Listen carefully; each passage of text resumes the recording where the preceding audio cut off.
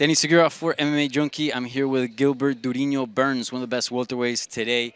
Durinho, lots to talk to you about. I know I spoke to you somewhat recently, but there's some other topics that I want to get to. So real quick, let's just go through a quick update of your career, just to update everybody on what's going on. Obviously, you're coming off that Fight of the Year contender against Khamzat Chimaev. Amazing battle. Afterwards, we spoke. You said you want big fights only. Tell me what's going on. Has there been any process in that? Have you spoken to the UFC about what's next? Nothing yet, and then I got with my doctors at Sanford and the coach. They want me to take a little time. They don't want to. After a war like that, I cannot just come back and go back to spar. So I'm back in training, but a little bit more pads, a little bit more grappling, still easy, lifting a little bit, just getting in shape and help a lot of guys with the fight. But still like taking my time back a little bit, training, helping a lot of guys at the gym, but no talks with the UFC yet. But it's kind of getting clear, Nate Diaz is gonna fight Hamza. That's what it looked like it, if they verbally agree. August 30, I don't know, something somewhere in August, and the options getting closer, getting smaller, So Nate is out of the equation. Uh, we'll see. I think the fight that makes sense right now will be Kobe Covington or Jorge Masvidal. Those are the two fights that I wanted. Even if with all the legal things, if I gotta wait, I'll wait. I don't care. But those are kind of the fights that make sense and then that I want it. I don't want to get another back on the line contender to no. Now I'm becoming a draw in that division right now. Now I'm with the cards right now. So I still fighting anyone. Don't get me wrong. I'm not. Oh, I'm just fighting. No, I fight anyone still. But you gotta prove your point. You gotta prove that that you deserve to be there with me right now. I'm putting so much in the work, got a lot of short notice, giving opportunity to these guys. But now it kind of is changing a little bit. So that's the two fights that I want. I think Kobe Covington makes sense, and I think Jorge Masvidal makes sense. And it's funny because I was going to ask you that. It seems to me, and it feels like you feel the same way, with the fight with Hamzat, you kind of entered sort of that pay-per-view draw. I mean, we talk about the Colbys, the Jorge Masvidals, right?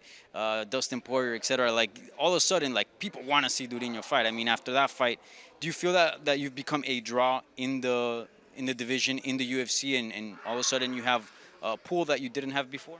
Yeah, I think so. I think I always want to be that guy. I put a lot of work to that, and it finally, and then I gotta get on the wave right now and take advantage. And bro, the amount of following, the amount of love from the fans is getting crazy. The opportunities now, the deals that I'm getting there, it's kind of like changing, and I think that's gonna transform the fight. My next fight, bro, I'm coming with blood on my mouth. I want to. I think that fight with Hamza was so close. A lot of people saw the heart. A lot of people saw the work. Saw there is no quit on me, and I'm gonna keep showing that on my next fight. And I think with a big name, I'm gonna show a lot of people what I'm capable of, and to cement like my career, my journey, I gotta get the belt, and then nothing than a big fight to get me closer to that. Yeah, most definitely. And I want to ask you about some stuff going on in the UFC, not really your division, but Charles Oliveira. We saw that he fought Justin Gaethje, picked up a big victory at UFC 274. There's a video that shows Charles Oliveira entering the octagon, and you're losing your mind. You are excited for that fight. You're hyping him up. What is your relationship with Charles Oliveira? Are you guys friends? Yeah, we became friends. I kind of called him out back in the days when I was a 55er, but we always respected each other. You guys know I don't need to talk shit to get a fight.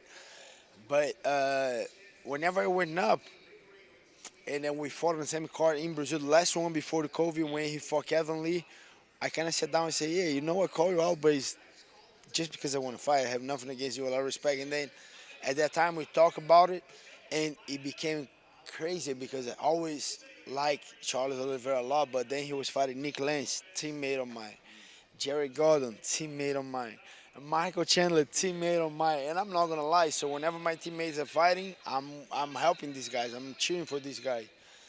And I thought whenever the fight was done, him against uh, Dustin and him against just engage. I would say, bro, now I don't have no teammates. Let's go. And I was so happy when he beat Dusty, and I was losing my mind when he fought Justin because all the drama with the weight cut and this and that didn't make the weight.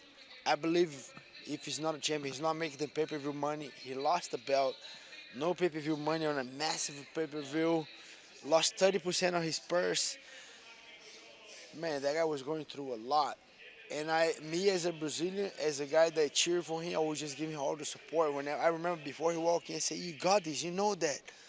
Nothing. I was just hyping him up, but I was hyped, And I said, "You're gonna shine tonight. Believe it, you're gonna do it." And then I was just going crazy. And whenever he got a finish, bro, I was going crazy. And as an respectful way, Kamara was by my side with Ali. They were so mad because they wanted Justin to win, but I don't even see it. I just lost my mind. I got crazy. Then he came to talk to us, and I was just going crazy. And like the whole backstory, like people want to talk shit about this guy, but he was so young when he got in the UFC. And people, oh, he got lost. You tapped him before. Yeah, he did, but he got here so young. Now, Charles Oliveira, 2022. Wow, that guy is danger. Yes. Do you almost feel inspired by watching him because he had so many setbacks? He comes from a favela, rough situation in Brazil, and all of a sudden he's on the top of the world. Bro, rough city. People have no idea. People have no idea. You saw a couple of videos that back in the days, his house. Wow. And I remember when that fight when I fought Damian Maia and then he fought Kevin Lee on the same record. People don't know, but we do a lot of things backstage helping the guys. So we just have a thing in the favela that the water came in. The favelas in Brazil are on the mountains. So all the houses there, whenever get a big rain, a lot of houses come down. It's like so bad. At that fight, me and he kind of pondered up. We got a couple sponsors. We sent a lot of money to these guys, helping these guys out. And he's been that guy, bro. Like that's what inspires me the most. He's still living there. He's still helping, but the amount of people that he helps, people have no idea. Like you cannot count. Like he changed a lot of people's life, and I'm trying to support him on that. And that just inspired me. Like the guy came from such a someone's getting one. It might be Thiago Silva. I don't Right, know. right, wow. Sorry, but so he inspired me so much. Like to don't change it, your persona, don't change it who you are. Even becoming a champion, the amount of work that he put, the people that he helping, like it's two guys that inspire me so much today. And Charles Oliveira is number one, and Glover Teixeira is number one too. The both guys inspire me so much, especially Glover with the loss to Anthony Johnson, lost to Gustafsson, lost to Gustafsson, to John Jones, and now he's the champion. Why? Because the guy never quit. Like, oh, Gustafsson is a beast, yeah, but he went out for a little bit. No one heard for this guy for 2 or 3 years. Glover, no, he got a couple losses, but he was always there showing up, and the guy became a champion. People want to say, oh, Charles Oliveira tapped. Yeah, he did, but the guy's here since, what, 18, 19 years old in the UFC with the Sharks. And the guy never quit, and he's still here by today. So those guys inspire me, and that's why I got crazy at that fight. Yeah, that's something that both guys share. Besides being, tough Brazilians, they always showed up, and it's clearly paying off. Can you put into context the level of jiu-jitsu that we see in there? Because you're obviously very high level. You probably see some other things and pick up a lot of things that other people don't. Can you put into words how dangerous is this guy, and is he the best submission artist in the UFC? I mean, he's got the most submission wins in the UFC, but give us a little bit of context on how good this guy is in jiu-jitsu. Oh, he's so good. He's so good, so technical, so beautiful. You see the techniques. Whenever you see the techniques, if you really stop and look, the details are so sharp.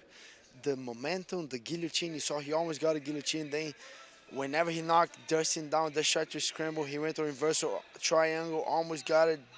Whenever he saw that he was losing the position, he was already on the back. And I know Justin Gage put a lot of work. He brought in George Santiago, that's one of Kamaru's trainer, very high level, trained George a couple times. I know George put a tremendous time working with Justin, and the guy put him out in 1 minute and did the same thing with Dustin Poirier and did almost broke Tony Ferguson's arm. No one, yeah, probably. No one submits, no one does Tony like that. Okay, Tony lost a couple times, but not on the grappling. And we saw a lot of guys just doing crazy, so The guy is super technical. A lot of submission, guillotines, leg locks, arm bars. Whenever he take your back, bro, he's so long. That body triangle, I think he's on a different level. But Islam is a high level grappling as well. I heard from Luke Rockhold for different guys that he's very good. I still gonna put all my money on Oliveira. I think Oliveira got it. Yeah, I won't tell Ali that.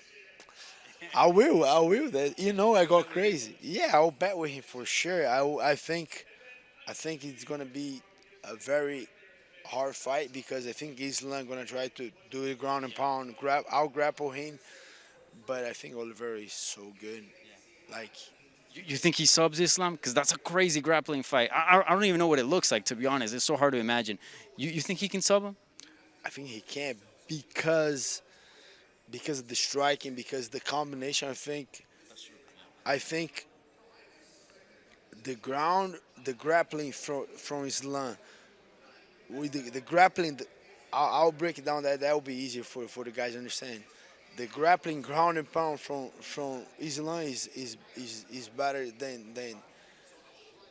than Oliveira, but Oliveira combining the striking with the clinch and with the submission attempts, he's different. Like I think that's what makes him the best. It's not just the jiu-jitsu, no, but he's the length. That guy's that skinny guy that he's super bony.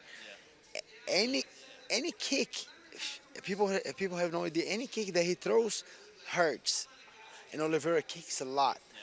And you saw what Justin said after the fight. First thing that he said when he stood up, you hit hard as like. Yeah, I can't imagine. And Justin to said that Justin was in the war with Chandler, and they said, "Bro, you hit so hard." So that guy hits hard. Bonnie with crazy grappling, with a crazy clinch. I got Oliveira all day right now.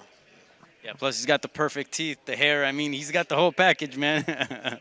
All right, Dureño, I appreciate the time like always, my man. For sure, bro. Looking forward to your return. Certainly exciting stuff. And looking forward to that big fight. You certainly deserve it after giving us such an amazing fight, one of the best fights we've seen of all time. So thank you so much, Dureño. Appreciate it.